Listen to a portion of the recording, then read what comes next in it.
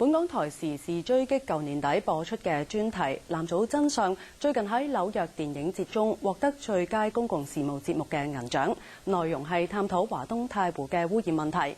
前年太湖爆發過藍組潮，附近居民都唔敢飲嗰度嘅水。時隔1年，太湖嘅水質究竟變成點呢？盧卓儀1連2日帶我哋去睇下。舊年嘅7月份，我哋嚟到江蘇省嘅太湖。未到湖邊，已經聞到陣陣惡臭。你這麼臭的？我講你這麼臭，它這個水呢，它不是面上一點點，它好像跟油漆一樣的。太湖北面嘅湖面飄住一層綠綠嘅藍藻，呢啲藻類會令到水質變得好似油漆咁結，死咗之後仲會乾化變成藍色，藍藻因而得名。佢含有毒素，湖入邊好多魚蝦都死亡。藍藻對人體亦都有害。我們都知道藍藻是有找毒素的，找毒素對人體之神經是有損害的，在國外已經有報道，對吧？秦百強話會出現藍藻係同水入邊嘅氮磷等營養物增加有關。呢啲營養物主要係嚟自湖邊嘅工業廢水同埋農業肥料等等。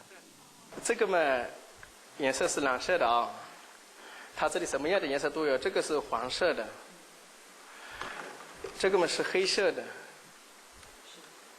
那麼這個嘛是什麼顏色？這也都搞不清楚了。好像看上去好像跟這個水很清一樣的，但是它這個毒性也是很重的。陳發慶係太湖嘅維權人士，喺06年起，佢開始收集宜興市支流嘅水樣本。有時候有一條河流，一邊的水紅的，一邊是水黑的也有，因為兩家化工廠排放嘛。我哋走入太湖周邊城市宜興。呢度嘅河流直接流向太湖，見到好多河面都浮住藍藻，而河邊就起滿晒化工廠。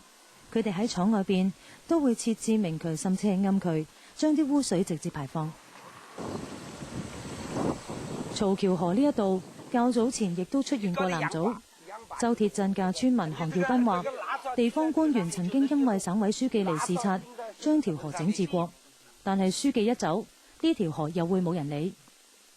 你真革命不要升官幹部來，你老了，你是真的還假的？韓耀斌話：為咗令到啲領導以為今年冇咗藍藻，地方官員更加會喺藍藻經過嘅河邊有藍色嘅部分上面油上一層白油漆。亞洲電視記者盧卓儀報導。